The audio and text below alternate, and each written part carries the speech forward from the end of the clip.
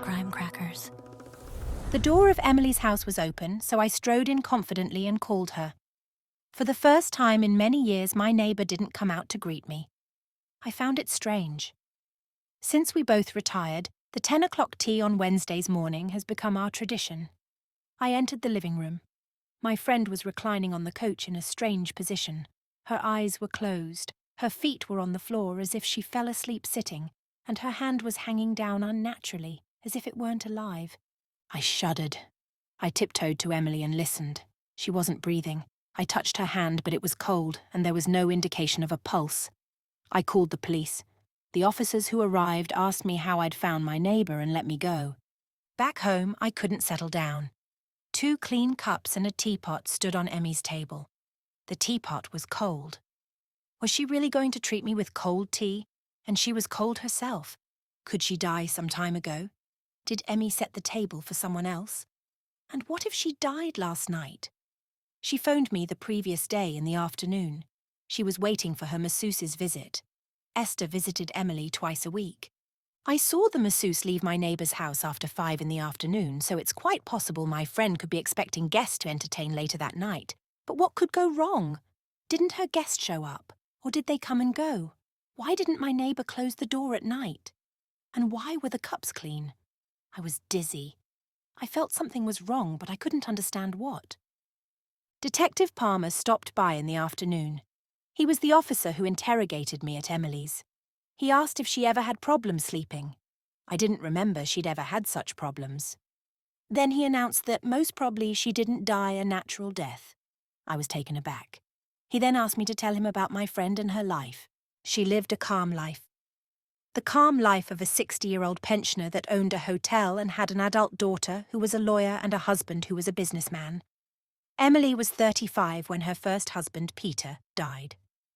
Her daughter was only 10 then. Emily inherited Peter's hotel.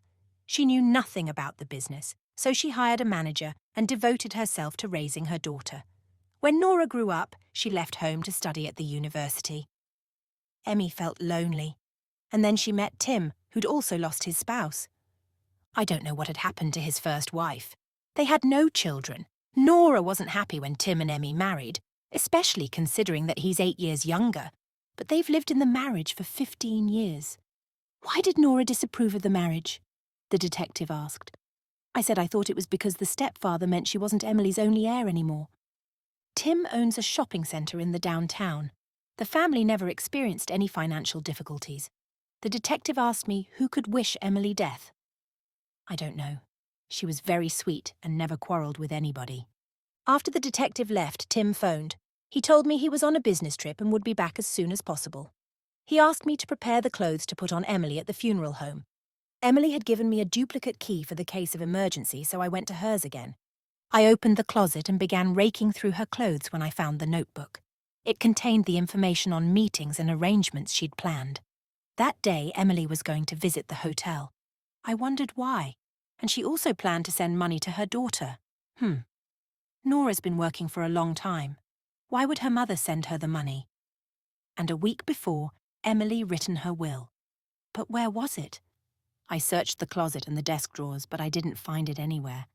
Then I took Emily's finest blouse, long black skirt and stockings, packed them all in a bag and went to the funeral home.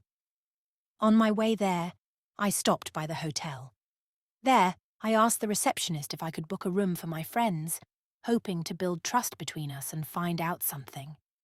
She asked me for the dates and promised to do the best she could, but vacant rooms weren't always readily available those days. It was quite a surprise. Only a few days earlier, Emily complained that the flow of guests had shrunk and the revenues had dropped. While the receptionist was checking something on her computer, I was looking around and spotted a couple out of the corner of my eye. The man and the woman were going out of the hotel. I thought the man was Tim, but he was supposed to be travelling. Or wasn't he? The receptionist told me they didn't have vacant rooms for the dates I wanted. I asked if the manager was there.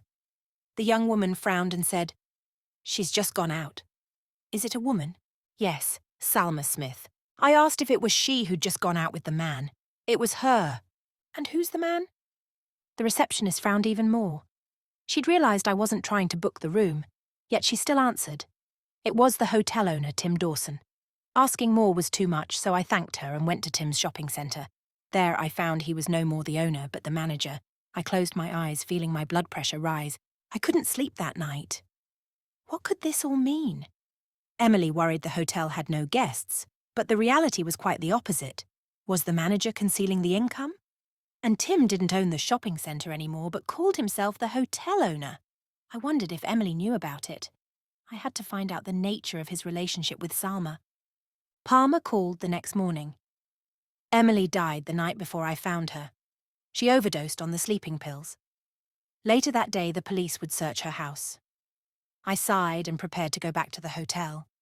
There, I waited for an employee to come outside, and then I walked fast, bumping into her as if accidentally. To apologise, I invited her to the coffee shop. We started talking, and she told me that Tim Dawson often arrived at the hotel. He and Miss Smith often stayed late, and Mr. Dawson sometimes even slept there. I noted that his wife owned the hotel. Yes, and he is her trustee. My phone interrupted the conversation. It was Nora. She was in town and asked me to give her the duplicate key. We met at my place. Nora asked me if her mother was all right and said she couldn't get through to her. I stared at her. "Didn't the police call you?" Nora gave me an astonished look. "What happened?" I told her everything, and Nora wept. I comforted her and made her tea, and I told her she could sleep at my place. Nora agreed. She was very upset. I asked her why she'd arrived if she didn't know her mother had died, and Nora told me she'd invested all her money in a business, but it failed. Now she had to repay the debts, but the hotel wasn't making much profit. Her mother promised to lend her the money, but never sent it. And so Nora arrived to take it in cash. I asked her how she knew about the revenues of the hotel. It turned out Nora and Emily had equal shares in the business. This was Peter's will. I said now she would inherit all of Emily's property and repay the debts. "I wish I could," Nora said. "But I won't unless she wrote it in her will." "But you don't have it?" I asked in surprise. "Was there any will at all?" the girl asked uncertainly. And then I found that Nora wasn't Emily's but Peter's daughter from his first marriage. But Emmy loved her as her own. Nora wanted to go to her mother's house to take some things. I accompanied her. Tim wasn't there. I was looking for something that could tell me more about him. I searched all the drawers, and in one of them I found copies of Tim's papers. This is where I got his former address. I decided to check there. But at that moment the police arrived. They asked me and Nora to stay. Tim showed up too, portraying a grieving husband. The police took the cups and the teapot for examination and dusted the whole place for fingerprints. However, everyone had an explanation. Tim, Nora, me, Emily and Esther, the masseuse. Nobody else could have been here. Or the murderer took care to cover up the traces. No sleeping pills, no clues. The search yielded no results whatsoever. At Tim's previous address, a young man answered the door. I had to make up a story about lost papers that I needed to return. The man told me Tim was the previous owner of the house. I asked him when the family had moved out. Tim moved out of there by himself after his wife died, from a sleeping pill overdose, while Tim was travelling on business. I went back home gloomy. The story was all too similar to what had happened to Emmy. I called Palmer. Tim was summoned for interrogation. It turned out that he'd lost his shopping centre in cards and had to work as the manager there. But the position didn't bring the money he was used to. Looking for an extra source of income, Tim thought of Emily's hotel. With her forged signature, he faked the power of attorney and went to Salma to check the financial statements. He quickly learned that the manager had been appropriating a part of the revenues. He threatened to throw her in prison, but Salma knew what to do, and they became lovers. Ever since, she'd been sharing the money with Tim. Neither of them was interested in Emily's death, though. The new owner would probably pay more attention to the hotel, and they would lose their secret income. Besides, according to the marriage agreement, Tim wouldn't inherit any of Emily's property unless she stated it directly in her will.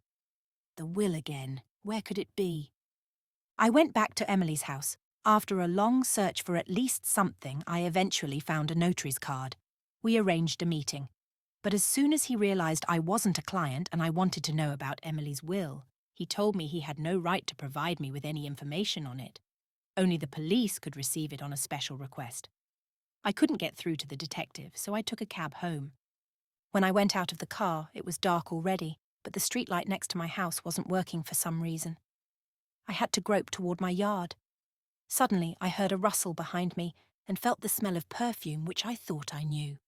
But before I had a chance to turn around, I felt a strong pain in my nape, and then I submerged into darkness.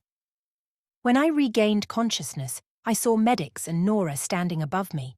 Nora heard the neighbor's dog bark and went outside, where she found me. Now, I had to spend some time at the hospital. The doctor told me that such adventures at my age were too much, but I recalled the smell I felt the second before I was knocked on my head. I couldn't remember the perfume brand, but I knew Emily gave it to her masseuse as a present for her birthday, and I liked it a lot. I thought I could call Esther to ask the brand, and it could probably help the investigation. But at that moment, Palmer entered. Having asked me how I felt, he then told me that Emily had indeed written the will. According to it, Nora was to inherit her share in the hotel, while her house had to go to Michael, her son. I almost fell out of my bed. What son? I've never heard of him. It turned out Emily did have the son. He was born when she was 15. Her parents convinced her to give the baby up for adoption. Much later, my friend found the boy and helped him. She paid for his studies and medical help when he needed it and so on. No one in her family knew about it. But by the time the police found Michael, he was dead. He'd had a car wreck and had several surgeries, but he didn't survive. It happened a few days after Emily had written her will. A few days before her murder. A real puzzle it was. So, who could kill Emily? It must be the person that knocked me out after I saw the notary. But he hadn't given me any information. The detective found it out, but what difference did it make anyways? Her heir was dead. And then I realized. I dialed Palmer and asked him about Michael's heir. The detective told me that his family, though not for sure, would inherit everything Emily left. So what if they really counted on the heritage? Then I suddenly had an absolutely insane idea. I asked Palmer if Michael had a wife and what her name was.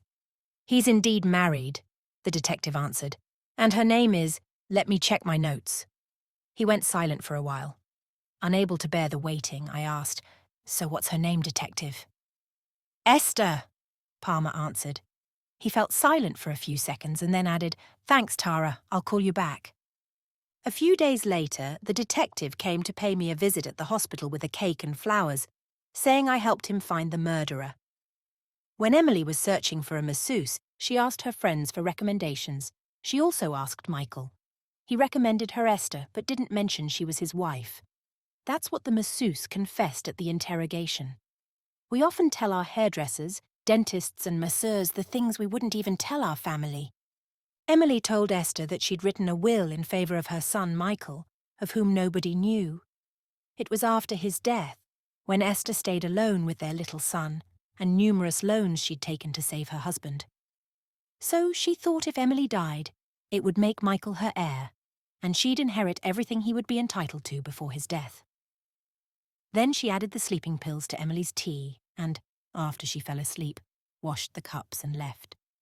Emily's house was supposed to become Tim's, but he and Salma are waiting to be tried for the fraud. Nora decided to fight for the house in which she'd spent her childhood, and she's also going to take custody of Esther's son, Emily's grandson. After I was discharged from the hospital, I went to the cemetery. I feel deeply sorry for my friend. This is what could happen if you share your secrets with people who you know almost nothing about. And I realized I knew almost nothing about Emily, though we'd been friends for many years. Crime Crackers.